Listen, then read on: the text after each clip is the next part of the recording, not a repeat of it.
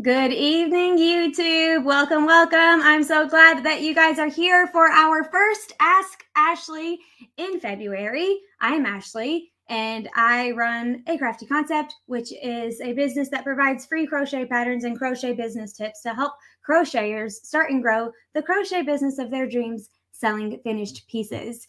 This is our first one at 4:30 p.m. Eastern Standard Time, so hopefully this is a good time for a lot of people. Somebody messaged me on Instagram and said they were going to be listening while doing their meal planning and preparing for dinner, so hopefully this time just works really well for a majority of people. If it doesn't, don't get too upset because it'll probably change again another month. We're just kind of going month by month. Whatever is happening in my personal life will dictate what time we go live. So good news is I have help now. Mackenzie is hanging out with me. She's over here. YouTube can't see her, but Instagram can. I got Instagram going over here on the side as well. So Mackenzie is going to be here popping in links and helping me answer questions and popping up banners while I'm talking so you guys can like see a visual and hear the auditory, all the senses, right? So hopefully today will actually go smoother than they have been the last few weeks where I've been going solo. And we're just going to see how Monday goes. So we're just testing the waters. We already have a ton of questions coming in, so I'm going to not waste another second and jump right in to answering your questions. So the first one says, and it's from Christina, and she says, baby lovey brand here. So she sells baby loveys. Thinking to expand to sell stuffies that match. Would it make sense to have 3 listings for each animal? For instance, a tiger lovey, a tiger stuffy, and then a bundle of both. Yes, Christina, I love those ideas. And I would price it to where the bundle of both is a smidgen cheaper than buying them separately. So you're like encouraging them to buy both. And if they were to buy them separately, it would be more expensive. I think that is brilliant because lots of reasons. One, you get a whole bunch of different keywords for each of those 3 listings. A tiger stuffed animal and a tiger lovey, and then a set of the 2 things. Each comes with their own keywords. So it's going to help you have better chances of showing up in search results when you have more listings with very specific ideal customer keywords to help. Because the goal of our Etsy shops is to pull in Etsy strangers. That's what I call them. It's just people that find you from the search box and turn them into true fans of your brand. We want them to find you via Etsy, but then they fall in love with you. They fall in love with your product. They follow you on social media. They sign up to your email list. They come to your market. If you go to their town, whatever, they are your true fans. That's why we open our Etsy shops, that and the convenience that it creates for everybody. So, I mean, there's lots of pros to having an Etsy shop, but that's one of them, one of the big ones. So yes, I love this idea, Christina. You are directly on track. So great job. Great question. I love where your brain is already at.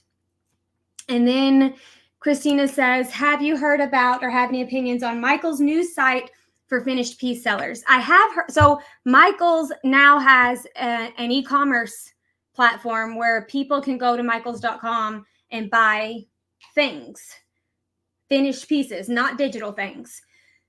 So obviously the people who own the store Michaels are smarter than me when it comes to business, right? They have more money. It's no comparison. Like you can't even compare. My instinct says people who shop at Michaels are going there to get the supplies to make their own things. So they're mostly crafty people. But that doesn't mean everybody that's crafty crochets, right? So maybe they really like the idea of crochet, but they just can't get a handle on it, or it hurts their hands, or they decide to stick with like Cricut crafts instead, and then they would purchase your crochet thing. So there's going to be some overlap. I think it's odd that they don't allow digital things right now because crochet patterns is very ideal customer specific to Michaels because they sell yarn, right? It's like people would buy crochet patterns from michaels.com because they're buying the yarn. And you could even get like they could start doing little kits or something. I don't know. This is just a whole nother thing that they haven't branched into yet. Maybe they're going to do it eventually. As far as finding your ideal customer, I'm not sure. Do you think your ideal customer is a crafty person in general? Maybe she's crafty, but she just doesn't do crochet, right? Maybe she's a sewer. I don't know. I guess sewers kind of shop at Michael's because like scissors and stuff, but they don't have fabric. So maybe she's just a crafty like mom or teacher or homeschool mom. I don't know. So if you think that your ideal customer is a crafty person and likes to do it herself sometimes, maybe you could try selling your things on Michael's. platform. I haven't looked into it. I don't know like the fees or anything like that. If it's not horrible, the worst thing, I mean, you could try it, right? The worst thing is it doesn't work, right? So hopefully if it's not too expensive, so definitely worth looking into. But I would for sure take a hard look at who your ideal customer is and see if she is shopping at michaels.com. My ideal customer, the crocheters who have finished pieces, are absolutely shopping at michaels.com, but they're not buying other people's crochet things. Maybe far and few between. Somebody might buy one just because they're supporting the community or they don't have time to make it for themselves. But majority of people are not going to michaels.com to buy crochet things. So my ideal customer is not hanging out there. So it wouldn't make sense for me if I sold finished pieces to sell them there.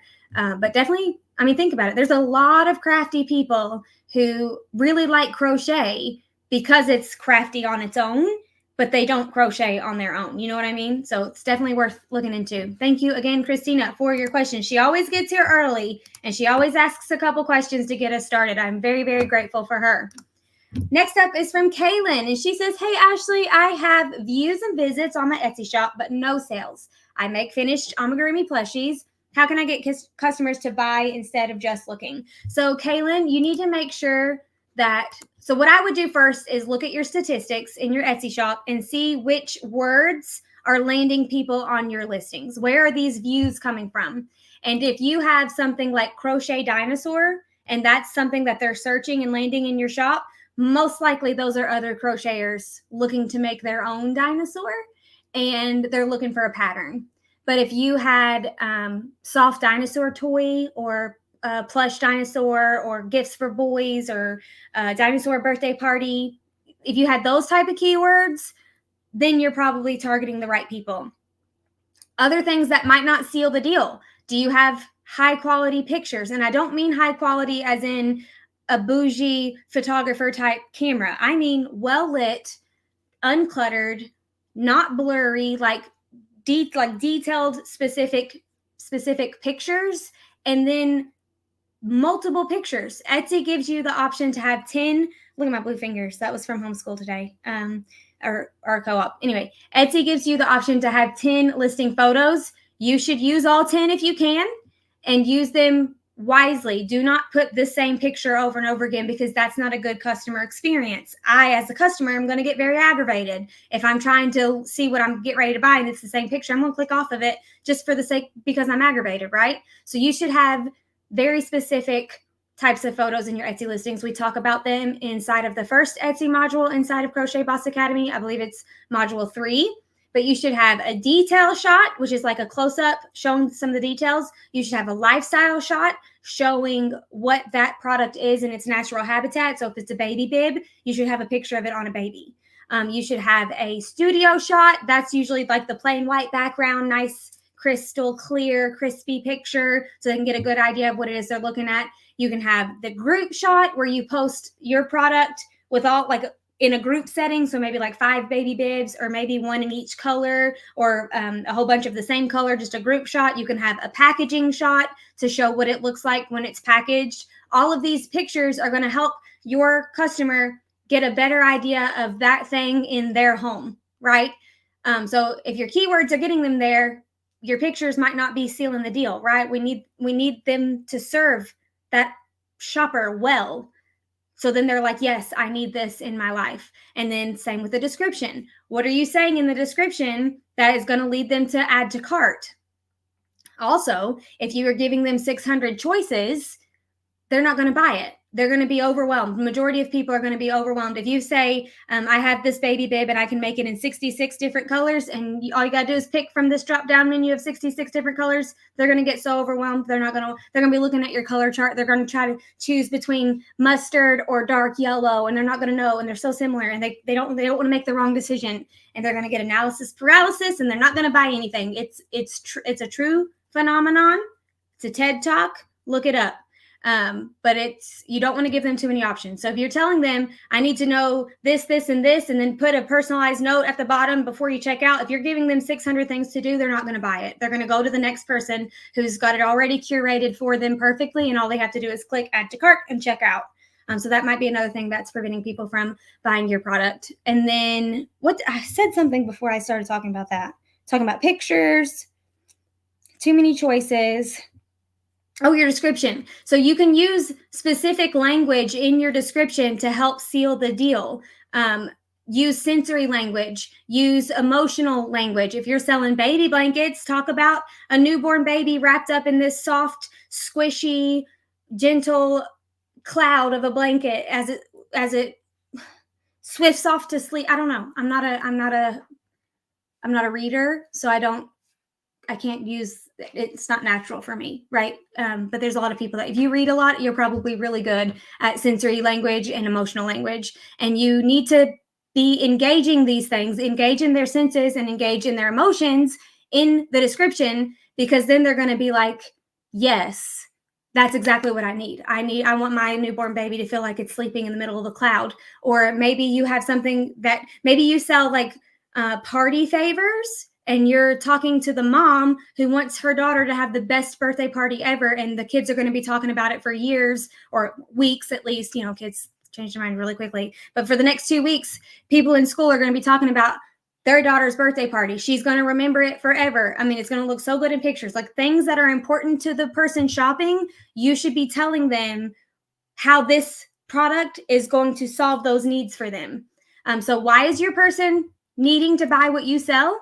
And how can you let them like experience it mentally to let them kind of visualize having it in their life with words and pictures? And then also you need to have a video. Etsy allows us to have videos now in every single one of our listings. You need a video in every single one of your listings.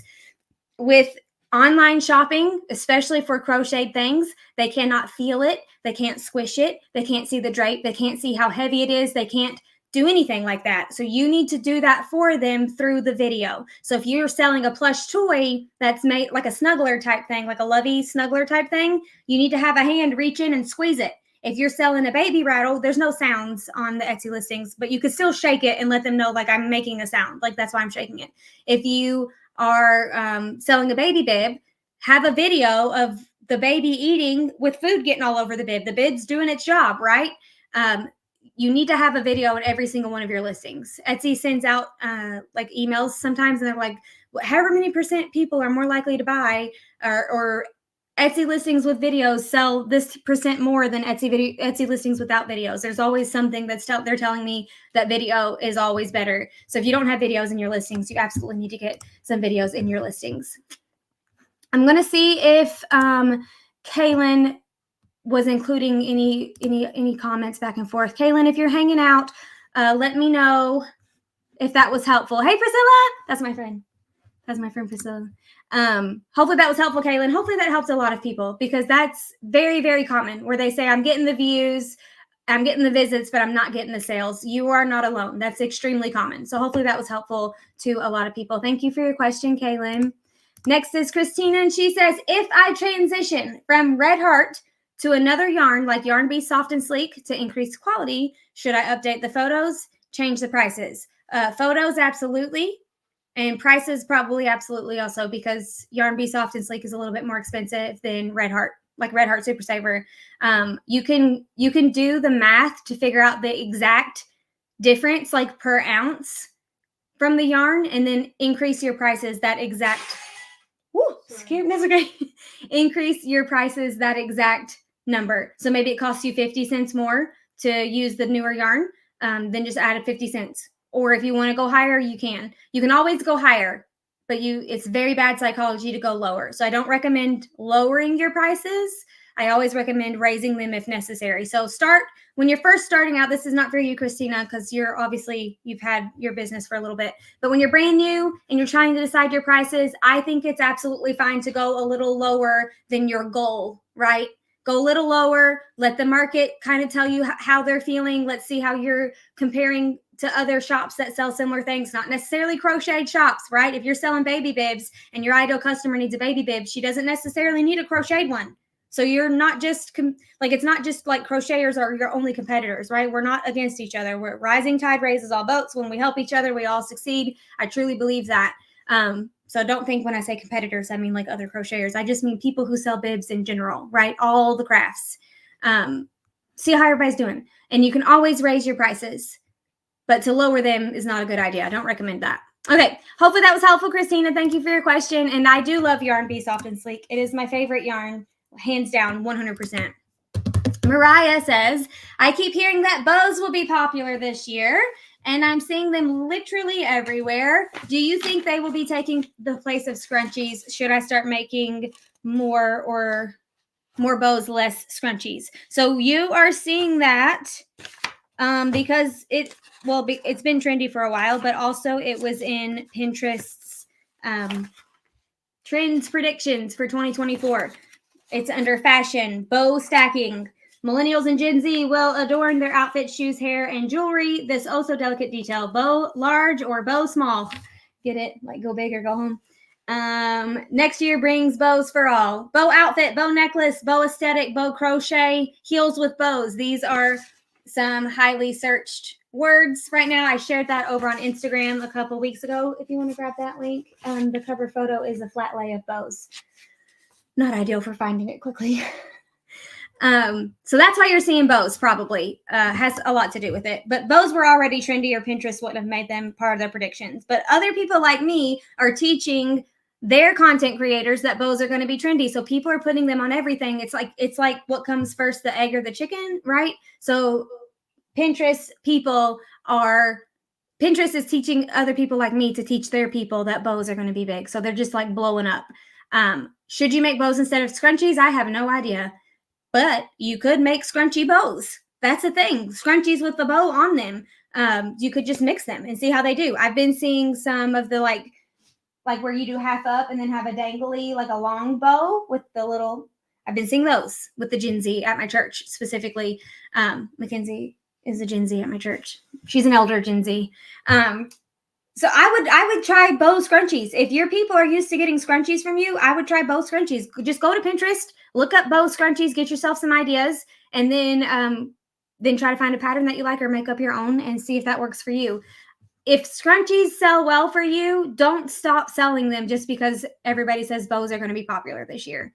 Ride that train for as long as you can. And then if it starts to dwindle down, then maybe it's time to let go of the scrunchies. And that's just part of business. We will do that for every season of our business. But if you feel like your ideal customer is rocking the bows, you should add some bows to your product line, some bow something. You can put bows on the back of clear bun beanies. You can add bows to bitty boho bags. I have a pattern for that on my blog, Mackenzie. It's an oldie. If you want to try to find that one, she'll grab the link for you, put it in the comments. But it's definitely worth a try. If something's blowing up and if you can get a piece of the cake, go for it. So hopefully that was helpful, Mariah. Thank you for your question and thank you for hanging out. Kathy says, I'd like to be a finished piece seller. Where do I find this? So Kathy, I started your question because I'm not 100% sure what you're asking me. Priscilla says she also has a bow pattern coming out next week. Priscilla, feel free to drop your Instagram. You're welcome, Kayla. I'm glad that was helpful. Oh, I'm glad you like them. Okay, so Kathy, let me know what exactly it is that you're asking. Where do I find that? You're probably saying, where do I start? And I would start by binge watching Ask Ashley's here on YouTube. That's where I would start. Just listen to them while you're crocheting or while you're cleaning your house, and then your ideas are going to start forming, and then you're going to get what you need to get going just by doing that. Katie says, how do you choose which brand yarn to use? I know the colors I want, but when I go to JoAnns, Hobby Lobby, Michael's, there are just too many to choose from. I have choice paralysis. It is a real thing. It is a real thing. So Katie, first, make sure you're not trying to have too many color options. I think for majority of us, 8 to 10 is fine.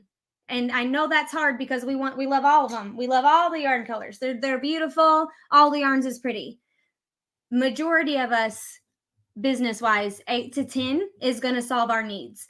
I think it's good practice to have, unless you can do less and it be perfect for your business, all the shades of the rainbow in a specific color family. So you could have a boho rainbow, a tropical rainbow, a pastel rainbow, a bright rainbow, a muted rainbow. I really love, I'm digging the muted rainbow. So these are muted rainbow colors.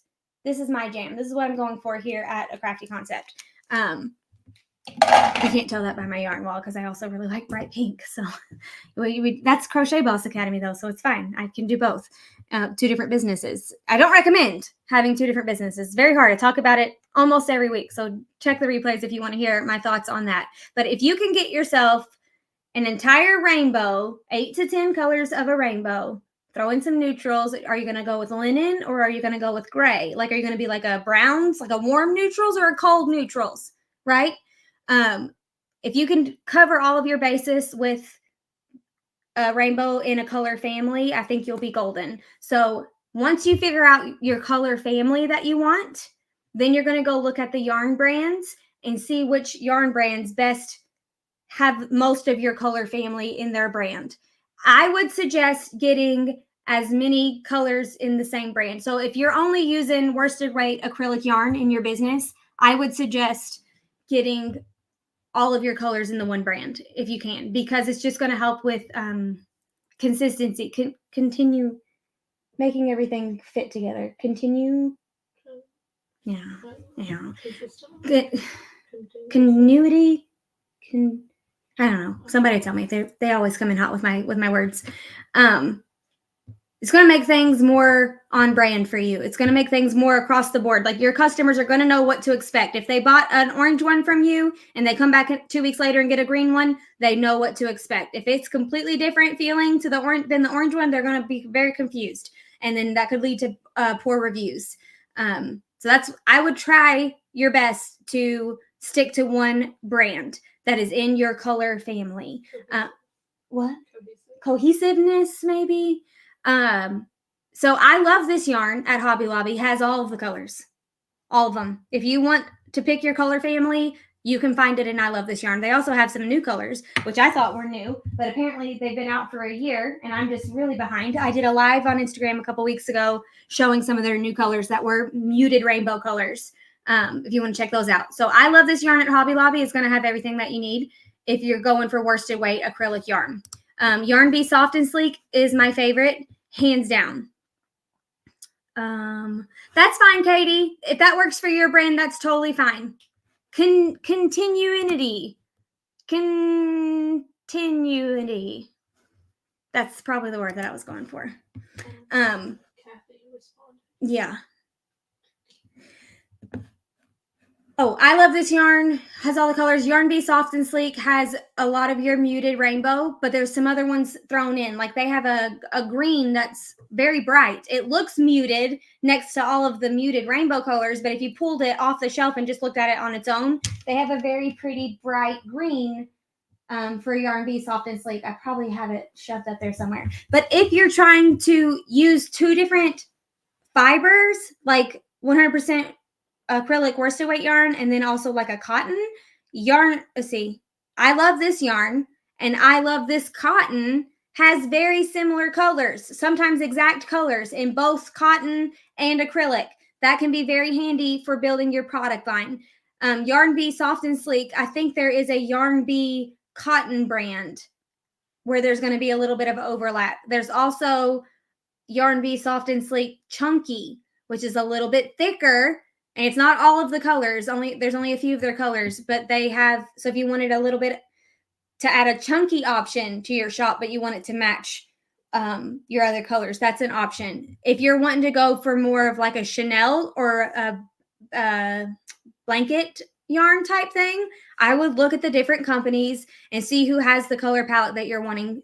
And if you need to pull from different companies, you can. So like, Yarn Bee's Snuggle Up, I think, is their blanket yarn, and Bernat blanket yarn are very similar. If you are untrained, which most of our ideal customers are untrained, they will not be able to tell the difference.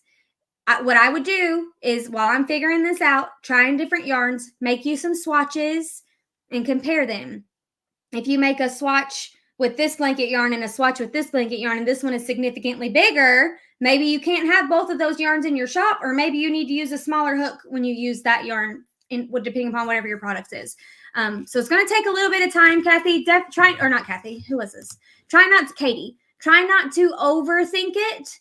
give yourself a set limit of time to go through this. And if it's whatever you get at the end of that, just make a decision, right? Because you already telling me you got choice paralysis. So some of this stuff, you just need to let it go sometime. Do the best you can and then say, this is good enough for now. And I will learn as I go, right? We can't predict the future. So we will make mistakes.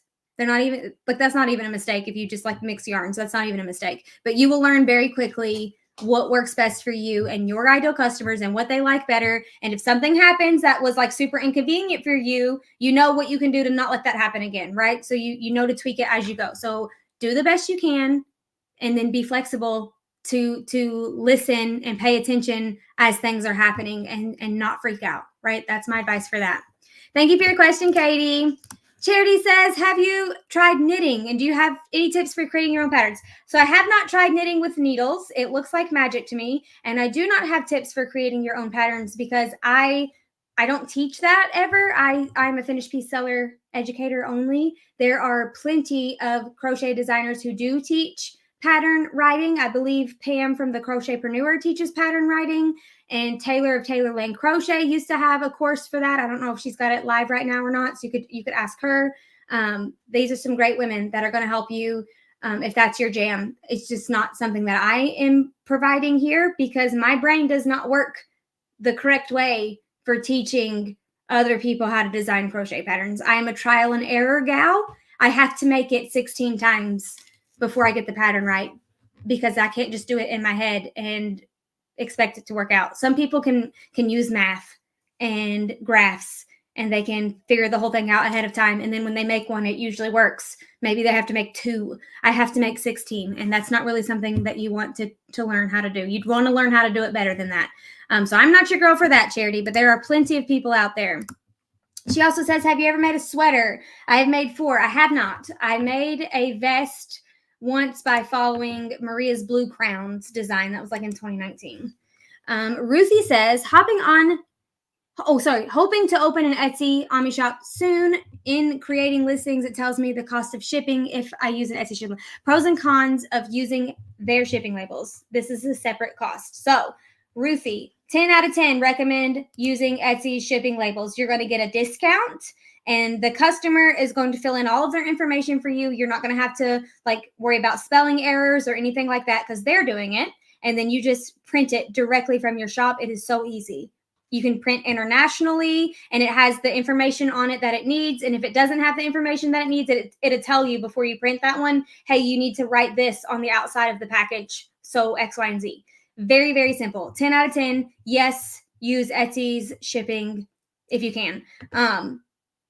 When it comes to telling the cost of shipping, I recommend calculated shipping, not set shipping. Like I recommend calculated, which means you put in the correct weight and dimensions of each of your products. And then if somebody buys 3, Etsy will automatically calculate the shipping for you based on the information that you gave them when you were creating the listings. You can create something called shipping profiles. So if you sell a beanie, you can have a shipping profile called beanies. And then every time you list a new beanie, you can just click that shipping profile for that specific product. And then you can have another one for all the different things that you sell. And then you don't have to do as much work if you do it at the beginning.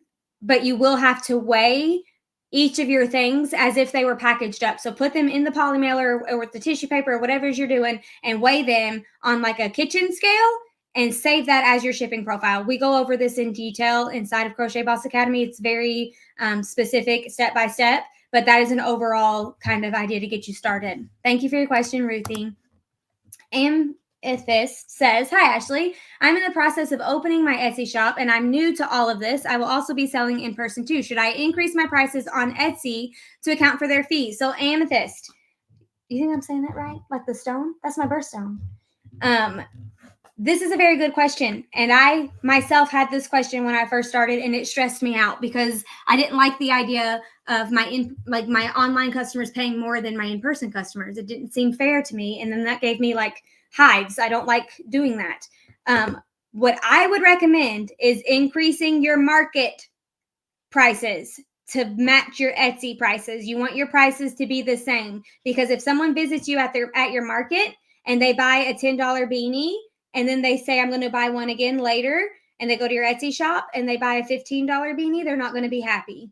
They're automatically going to think it's not worth $15 because I already got one of these at $10. So it's going to set really negative psychology out the gate. And it's going to set you up for failure in that way with them all having the negative psychology. What I recommend with markets is the same thing that I recommend with Etsy. We want to turn the market strangers into true fans of our brand that shop with us over and over and over and over. So we want to have them draw them into my booth by having the product line of things that they need that serves them well, that's ideal customer specific, and then they end up shopping with me over and over again. That's the goal. So you need your prices to be the same across the board. Now, if somebody is willing to pay $30 for a beanie on Etsy, they're willing to pay $30 for that same beanie at a market. Now, if you wanted to have some sort of discount wheel where they get to spin the wheel to see if they win a prize or a discount, you could do that if you wanted to. Or you could have a sign that says 15% off for market shoppers only, but this is the price. And if they go to Etsy later, that's going to be the price. So they know that this is the price. With discounts and wheel spinning, that's a whole nother thing. You might not want to do that because then you are kind of creating your brand as a bargain brand, and they're never going to want to pay full price if the first time they experienced your brand was at a discount. That's why I'm not a big fan of the Etsy coupons where if you leave it in your cart and then they send out. I've been doing it just to test it out to see how it is. But I don't want people to equate my brand as a bargain brand, but at the same time, I want them to get discounts every now and then. So it's a hard one to get right. But I think that's something you got to think through for yourself, figure out if that's how you're going to do your marketing or not. But if I would keep the prices the same for sure. Thank you for your question. Priscilla says, this might sound silly, but what is your opinion on hashtags on Instagram? Necessary, unnecessary? I feel like it's a catch-27. So Priscilla, Instagram is changing faster than, my head is spinning trying to keep up with it. Instagram and TikTok and YouTube and Facebook and all the other ones are trying to compete with each other. And so they're just, it's like a whirlwind. They're killing me. Trying to keep up with it is nearly impossible. I use like 3 hashtags now. Used to I use 30 because that's as many as you could get. Now I use like 3. And they're very, very specific to the description or the caption, of my post. So if I say free crochet pattern in my post, I will use hashtag free crochet pattern because I'm trying to tell the algorithm that I mean business. When I say free crochet pattern, I mean free crochet pattern. That's what I'm talking about in this picture or video or whatever. So I try to pull hashtags that are very, very specific to my caption. That's where I've landed. And that is for Instagram specifically. I have no idea what to do on TikTok. It is crazy to me. And it still feels a little bit like the Wild West. And they're starting to find their way, I guess, over there. But now they're starting to add long form content. So it's 10 minute, 30-minute videos. So it's just wild every day. You never know what's going to happen. Also, Priscilla, do some trial and error. Post the same thing twice on the same, Monday at 5 o'clock and then Monday at 5 o'clock the next week. One with hashtags, one without, and compare the two and see which one's got more views, likes, and comments. Check those 3 numbers individually in your statistics and see which one did better. That would be, it's hard. Also, you have permission to not stress about it too much. The main thing is that you were showing up for your ideal customer. She will find you. And it's extremely hard to do when you're working your tail off and it's not showing up to nobody. Just keep in mind, if it helps one person become a true fan of your business and brand, then it was worth it. It's a free thing, right? We get to post on social media for free. So take that as you will. Let me pop in over here. You're welcome, Priscilla. I'm glad it was helpful. Oh, I am saying her name correctly. Perfect. Okay, I'm going to try to pound through. We're 5 minutes over already. How do I find someone to work for? Oh, I would post that in Facebook groups, Kathy. Post in Facebook groups. Hey, I would like to help. I'm looking for a business that needs help crocheting things. I don't want to have my own business, but I would like to help you grow your business. I'm a crocheter of 25 years. I do X, Y, and Z. Here's a few pictures of my work. If anybody's interested, let me know. That would be what I would do. Kaylin says, should I make a bunch of different plushie animals or should I just make a couple? Would it be giving too many choices? Okay, so Kaylin, if you just sell plushie animals only, you can have more types of animals. But if you sell plushie animals and beanies and wall decor and baby rattles, you're going to want to limit. Okay. So you want to put yourself in the space of the customer, like shopping. If you were shopping, imagine at the mall. If you were shopping at the mall and you were in this store and you saw all the products that you offer, would you be overwhelmed or not?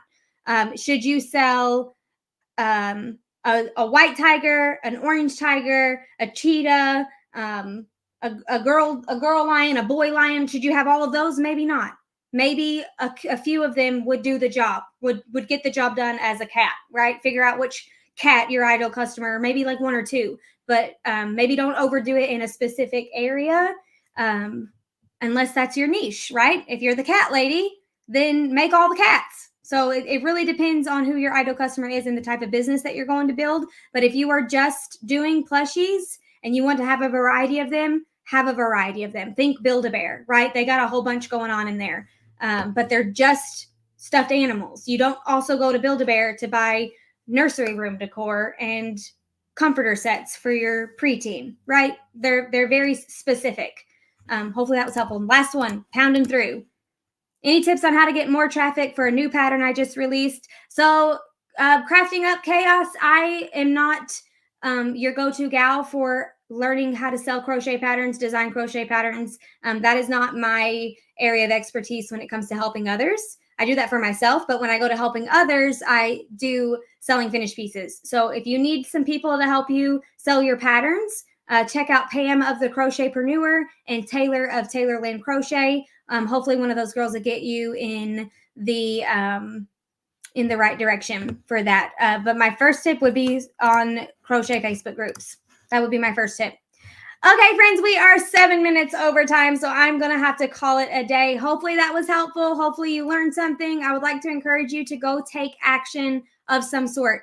Teach your brain that when we get new information, we take action. We do something about it. Teach that to your brain every step that you can, and then it's going to be very natural, and you're going to do it on your own without even thinking about it, and you're going to be more productive, and you're going to be more successful in every area of your life. So go take action today, because you're going to tell your brain that that's how you act.